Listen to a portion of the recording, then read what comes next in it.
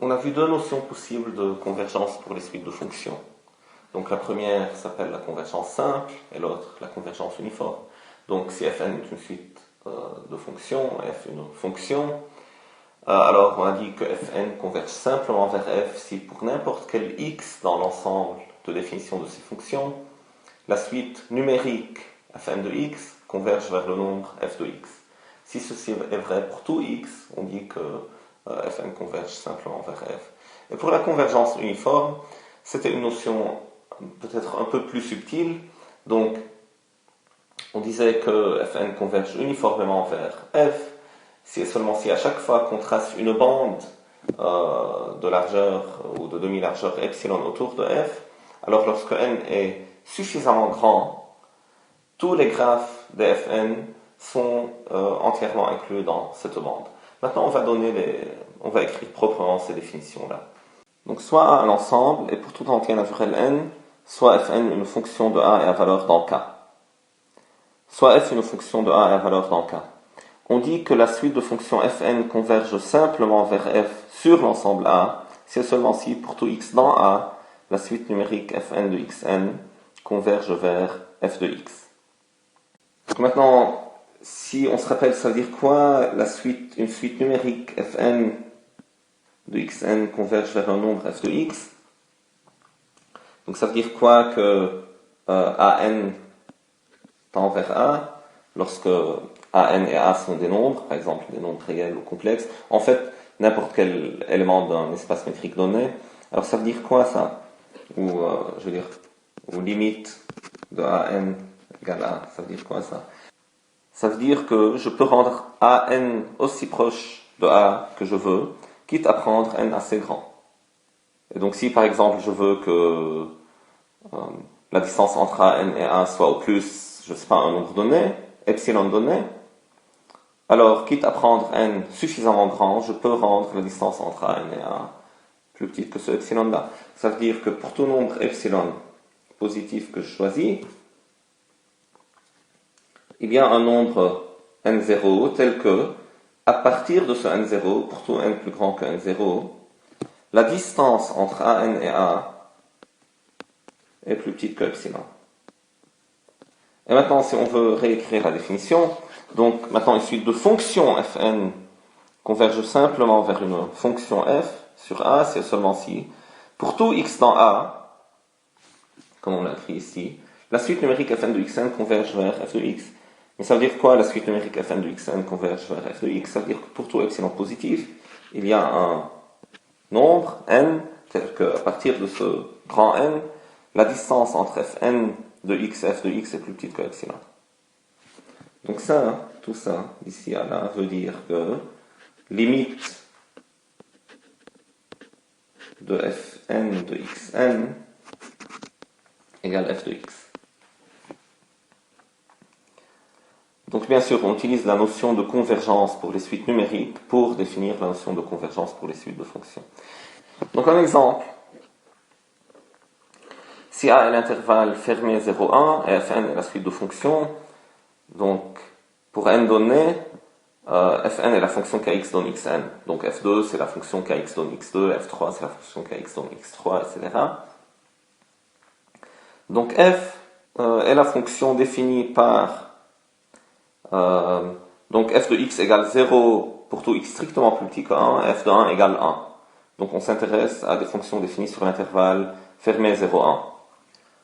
Alors on peut dire dans ce cas aussi que la suite de fonctions fn converge simplement vers la fonction f sur a. C'est parce que si je me fixe un x dans a, alors il y a deux cas possibles. Soit x est strictement plus petit que 1, soit x est égal à 1. Donc si x est strictement plus petit que 1,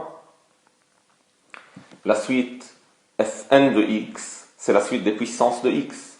Donc c'est la suite 1, x, x2, x3, etc.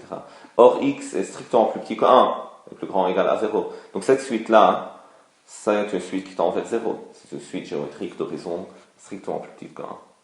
Bon, et donc dans ce cas, je peux dire que la suite fn de x converge vers f de x. Parce que f de x est égal à 0 si x est strictement plus petit que 1.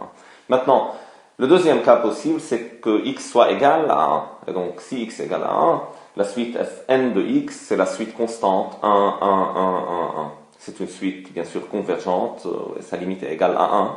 Et 1, c'est égal à f de x, parce que x est égal à 1, et f est égal à 1 sur 1. Et donc,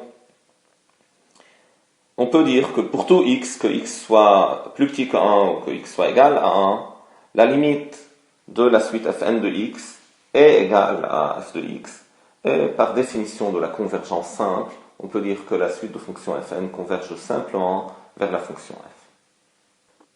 Maintenant, pour la notion de convergence uniforme, je vais revenir sur ce graphe-là d'abord et expliquer la définition qu'on va écrire avant de la donner.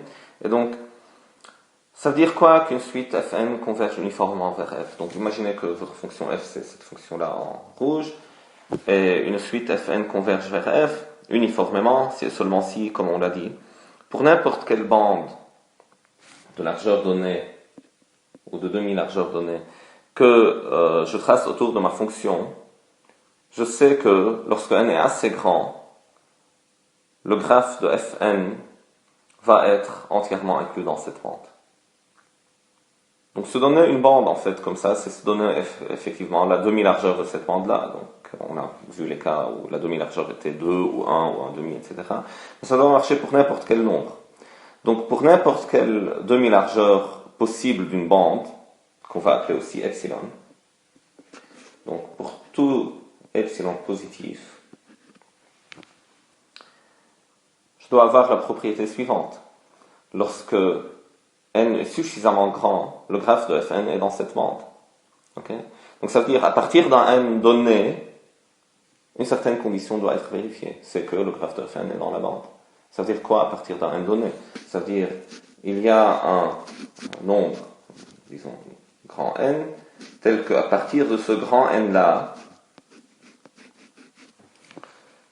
le graphe de fn est dans la bande. Mais ça veut dire quoi le graphe de fn est dans cette bande-là? Ça veut dire quoi quand ce point x-là, le graphe de fn sur ce x-là est dans la bande? Donc, je sais que la bande est limitée par le haut par f plus epsilon et par le bas par f moins epsilon. C'est-à-dire que pour tout x donné, je dois avoir que fn de x est entre f de x moins epsilon et f de x plus epsilon. Donc pour tout x, fn de x est entre f de x moins epsilon et f de x plus epsilon. Ça veut dire quoi? Ça veut dire que la distance entre fn de x et f de x est plus petite que epsilon. Donc fn de x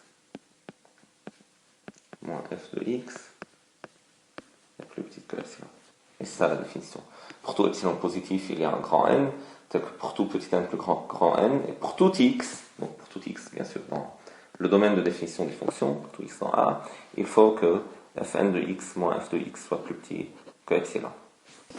Donc on réécrit la définition, alors soit un ensemble, pour tout entier naturel n, on se donne une fonction fn de a est valeur dans K, en fait dans n'importe quel espace métrique, soit f est une fonction de a est valeur dans K, on dit que la suite de fonctions fn converge uniformément vers f sur a, c'est seulement si pour tout epsilon positif il y a un grand n, tel qu'à partir de ce grand n là, on a que le graphe de fn est inclus dans la bande définie par f plus epsilon, f moins epsilon. Et ça veut dire exactement que pour tout x dans l'intervalle ou dans le domaine de définition des fonctions, la distance entre fn de x et f de x est plus petite que epsilon.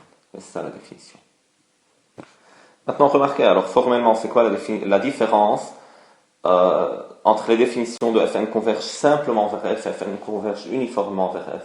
La seule différence, en fait, dans les deux définitions qu'on a écrites, c'est que pour tout x, ce pour tout x là, ce quantificateur-là, dans la convergence simple, passe avant le il existe n.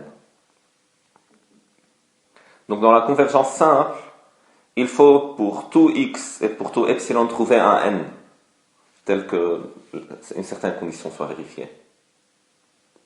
Donc le n, le grand n que vous trouvez, il dépend bien sûr de x et de epsilon.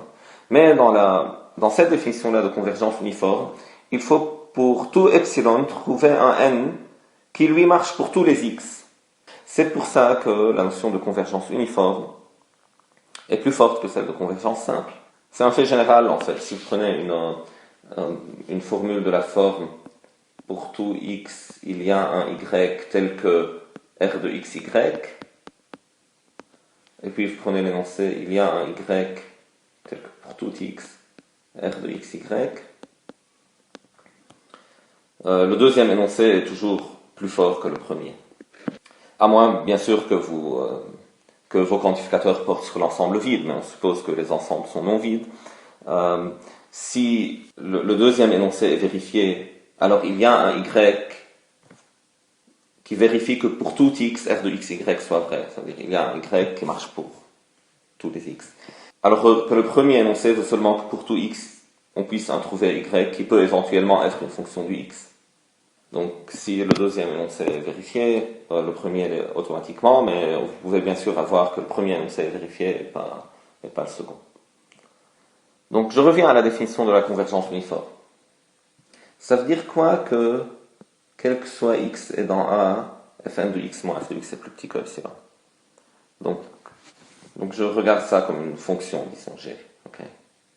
Ça veut dire quoi lorsque je dis que pour tout x dans A, module de g de x est plus petit que epsilon.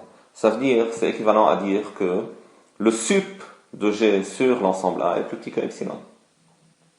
Et donc je peux, dans la définition, remplacer cette dernière partie de la définition en utilisant la notion de sup.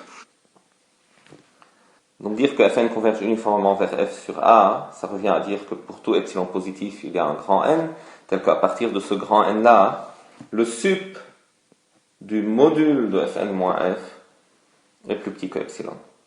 Et le sup, bien sûr, est calculé sur l'ensemble A.